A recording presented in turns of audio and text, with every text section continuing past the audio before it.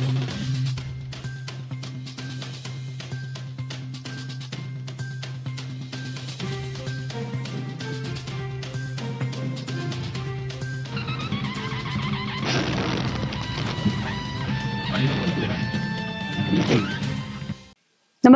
आपण पाहता हिरकणी न्यूज.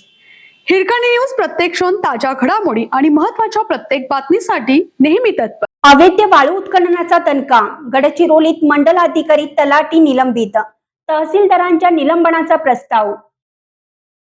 देसाईगंज तालुक्यातील कोंडाळा सिंड्रॉई घाटावर अवैध वाळू वाहतूक करणारा ट्रॅक्टर पलटी होऊन एका व्यक्तीचा मृत्यू झाल्याच्या गंभीर घटनेनंतर अखेर जिल्हा प्रशासनाने महसूल यंत्रणेवर कारवाईचा बडगा उगारला आहे.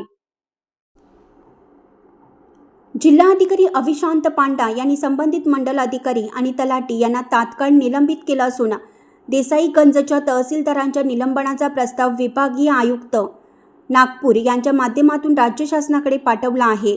या कारवाईमुळे महसूल विभागात मोठी खळबळ उडाली. कोंढाळा येथील वैनगंगा नदी परिसरात विलास महादेव ढकले, वय वर्ष 36, राहणार जिल्हेवाडा, तालुका देसाईगंज हे ट्रॅक्टरने अवैध वाहतूक करत असताना ट्रॅक्टर पलटी होऊन त्यांचा दुर्दैवी मृत्यू झाला होता. या घटनेची गंभीर दखल घेत जिल्हा अधिकाऱ्यांनी तातडीनं जिल्हा भरारी पथक नियुक्त करून संपूर्ण प्रकरणाची सखोल चौकशी करण्याचे आदेश दिले होते. बंदीनंतरही अवैध उत्खनन भरारी पथकाच्या स्थळी पाहणी अहवालासह उपविभागीय अधिकारी देसाईगंज यांनी सादर केलेल्या अहवालात धक्कादायक बाब समोर आल्या. 10 जून नंतर संबंधित वाळू घाटावरील उत्खनन पूर्णपणे बंद करण्याचा स्पष्ट आदेश असतानाही त्या ठिकाणी सर्रास अवैध वाळू उत्खनन आणि वाहतूक सुरू असल्याचं निष्पन्न झालं.